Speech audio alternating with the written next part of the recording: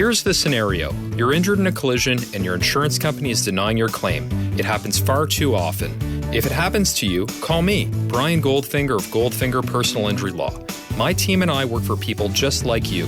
We don't accept cases on behalf of insurance companies, so you and your family can make sure that you're in good hands. Visit goldfingerlaw.com and get us working for you. Get Goldfinger today. Comes Middleton, goes behind the back and lost it. Lowry with the steal. He has Giannis behind him, gets to Leonard. He stopped a facial by Kawhi Leonard over Giannis Antetokounmpo.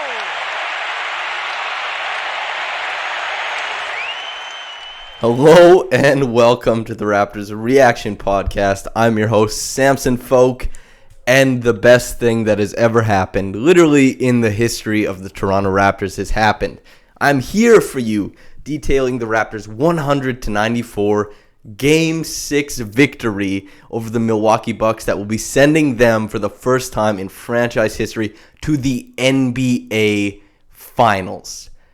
We are in the midst of experiencing the Raptors' greatest team up till this point in history, and they have a chance to emulate the Pistons of the early 2000s and win the finals as this grit and grind team and I guess Kawhi Leonard is better than anybody that was on the Pistons.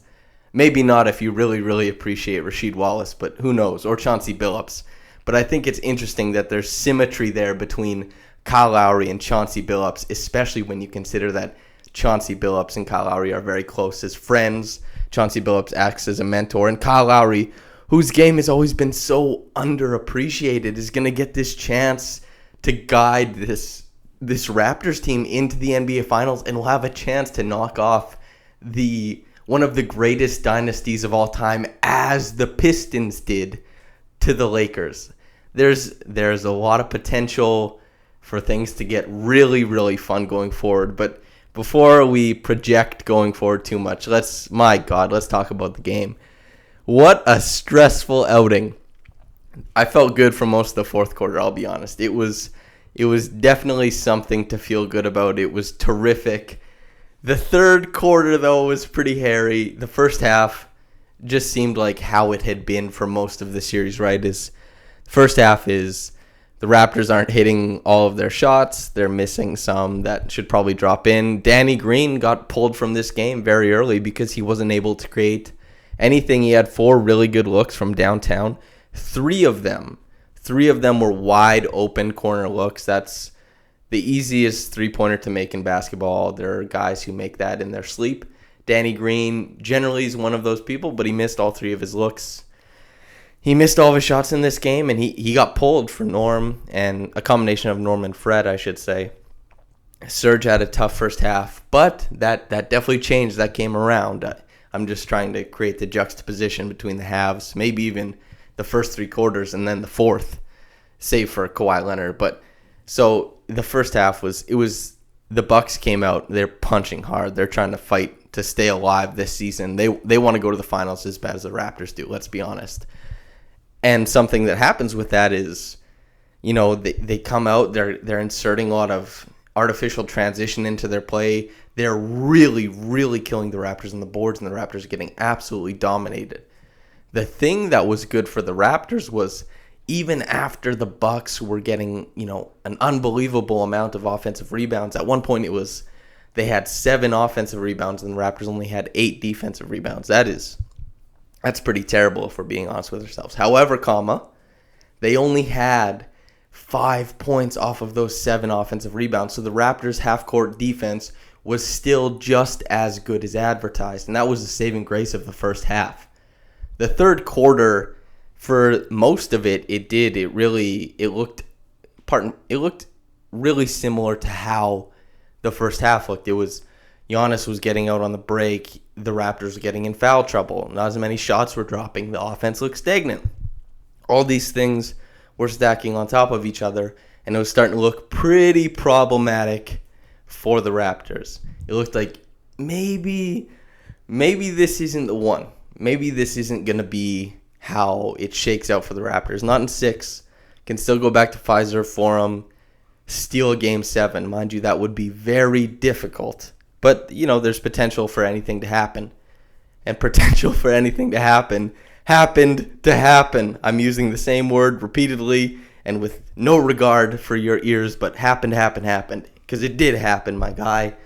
The Raptors, mostly because of Kawhi Leonard, came back, roaring back in the third quarter. Kawhi took the game in his giant, capable hands and stormed back with just this unbelievable amount of energy, skill, and tenacity. The Bucks, they had 5 guys on the floor, but it looked like they were nothing compared to Kawhi. Kawhi went on this absolutely insane personal run. He was getting his own rebounds off of free throws. He was running at the rim, hitting threes, effortless and full of effort all at the same time, making it look easy, but also making it look like he's Zeus and the whole world, if it was before him, couldn't stop him from getting where he wanted to go. Incredible run, and he pulled it to, I believe they were within five, and to start the fourth quarter, which is incredible. That is absolutely bonkers. The fact that they pulled to within 5 after being down 15, they went on a 10-0 run. Man, it was crazy. And the defensive basketball played by the Raptors in this one was just, their half-court defense remains as good as ever. It is so disciplined. It is so strong. And it's just so damn good. They're so good at getting stops. And the Bucks had no recourse. Zero recourse to get away from it. The part of what made this game look like maybe the Raptors aren't going to get it was that garbage fall-away 3 that Middleton hit when the Raptors were trying to win the Giannis-less minutes. And they weren't winning it because, the Bucks were hitting some crazy shots. Bledsoe hit this fall-away in the lane, and it was just like, whatever. Fourth quarter starts. Kawhi gets to rest like 4 minutes to start the fourth quarter, which I wasn't sure if he was going to rest at all, because you have to rest guys, but also Kawhi, you might want him to just play the rest of the game. Luckily for the Raptors, he got to rest at the same time as Giannis. Giannis did check in before him, but it's worth pointing out that they stacked on top of each other. As the Raptors, they lost the minutes with Giannis on the floor. Giannis was terrific, and has that huge outsized impact in these games. It's his defense mixed with his offense, everything. He's one of the best players in the league, and it's worth pointing out he had that massive block on Kawhi when Kawhi was trying to dunk all over him for the second time. He had that big block against Siakam. When he lurks around the rim, he really changes how defenses attack. So even though he didn't shoot well from the line, even though those types of things happen, it was still very important that the Raptors got to play part of the fourth quarter, especially the minutes without Kawhi, with Giannis not in the game as well. If I was Budenholzer, I might have tried to put Giannis in for those minutes and then take him out from like the 8 to 6 minute mark and then go for the last 6 minutes, see if he could get it going. But alas, he did his thing. Budenholzer, I think that Raptors fans are laughing at his coaching job in this series. I think that Bucks fans are pissed at his coaching job in this series. My opinion is that he did not play Giannis Antetokounmpo enough. 40 minutes in a closeout game, can't run. You probably want to be like 44, especially when he's like the only plus-minus winner on the Bucks, and the Bucks won their minutes with him on the floor. It's just worth pointing out that they should have played him more. So anyway, the fourth quarter starts going, and the Raptors, they lean on Fred VanVleet, and my God, again, he answers the call. He's got it, 4 or 5 from downtown is ungodly. That is unbelievable, and he's a folklore hero at this point. The Raptors, they kept ratcheting up their half-court defense. They were absolutely incredible in the half-court. I mean, they held Milwaukee to 18 points in the fourth quarter. 18! They beat them 29-18 in the fourth. What a world, man. That half-court defense was really something. And the play you heard to start this podcast where Leonard dunked all over Giannis in the half-court, that was like, when that happened, you kind of felt like the Raptors are going to get this one. everything's breaking right. And the Bucks went on their mini run after that, brought it to 1. But I still felt like, man, the Raptors are going to get this one. It's worth pointing out, I said this on Twitter, but that little stop on a dime in the lane and shovel it off to a rim run, that is Kyle Lowry's pass. You don't see any other point guards make that pass. He's the only one who has that in his bag. If you might remember it, it's been a popular pass for a long time. DeMar DeRozan won a game against the Boston Celtics after dunking on Kelly Olynyk off of that pass. Kyle Lowry's presence of mind, always aware of where the defense is just, maybe if I just stop and chill here, my guys will catch up. The Bucks guys are already here. They're at the basket level. And Kawhi's going to come in with a full head of steam and dunk all over Giannis Antetokounmpo. And that's exactly what happened. Just as Kyle drew it up. He's got galaxy brain, non-ironic galaxy brain. And after that, I'm out of breath. I can hardly contain myself. I've never been able to cheer for the Raptors in the NBA Finals. This will be my first.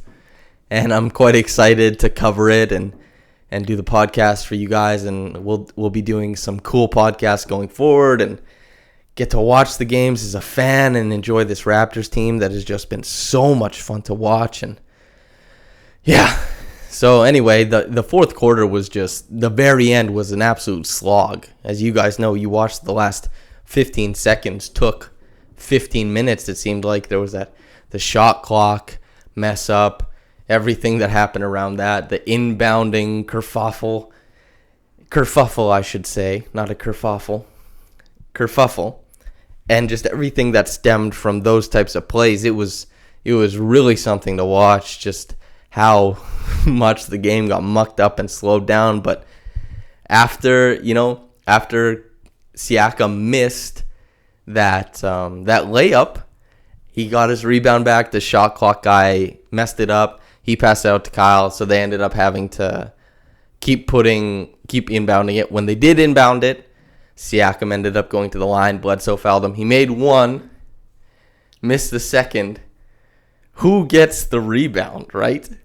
How crazy is that? Kawhi Leonard, those big, unbelievably suction-cupped octopus hands of his, sucked up the ball and took it into his possession and then made both of his free throws. And then that was just the game.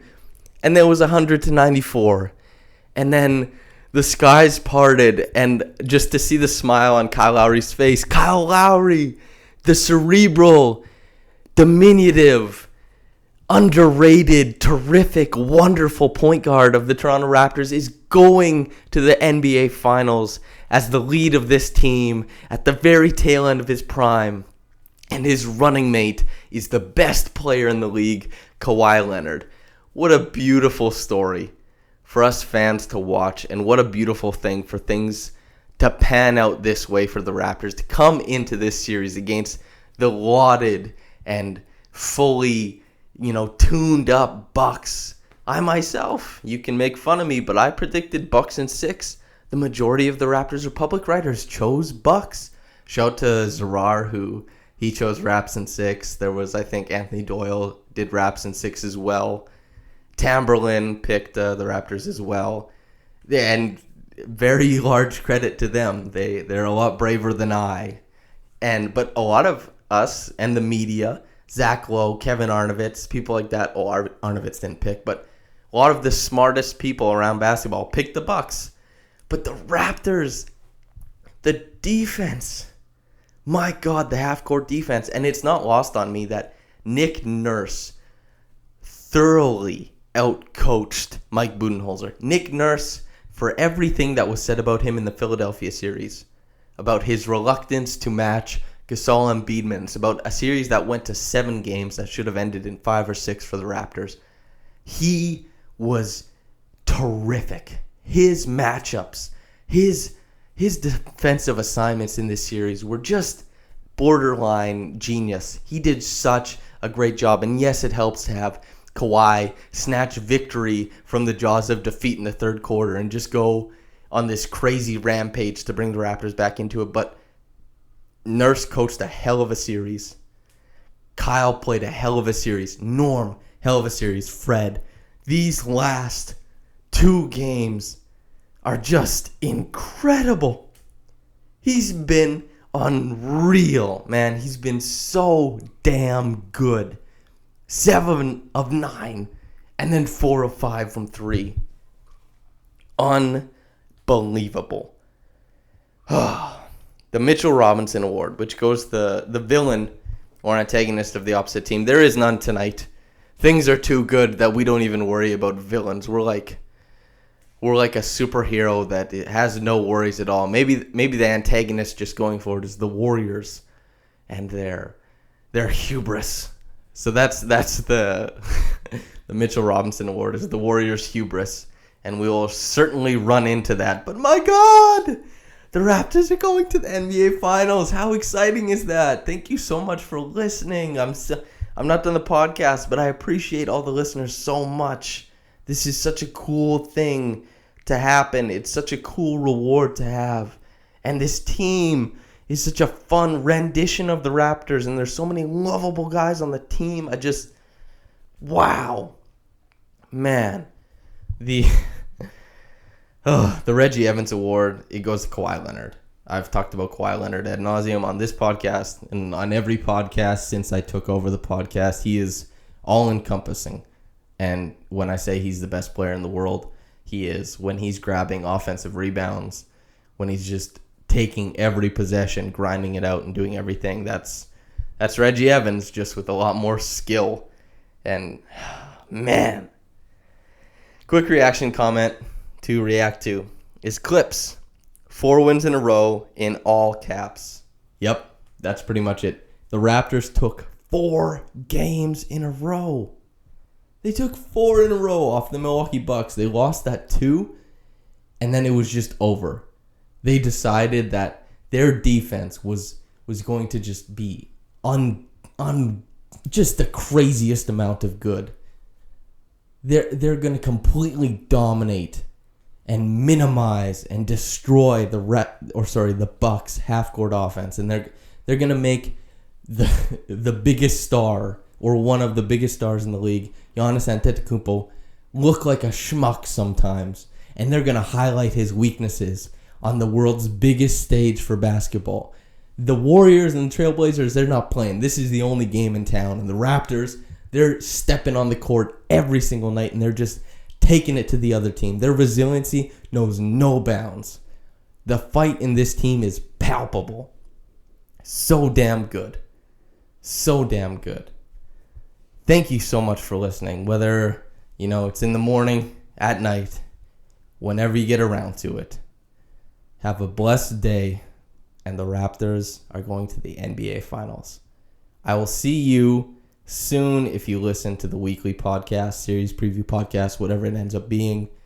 Or if you're just a reaction podcast person, I'll see you after game 1 for hopefully a win. Thank you so much, and goodbye.